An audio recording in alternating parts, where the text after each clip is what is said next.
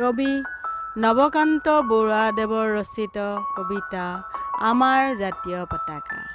তিনি বৰণীয়া জাতীয় পতাকা নীল আকাশত নাচে, ওপৰে গেৰুৱা মাজত শুকুলা তলত শ্যামল আছে।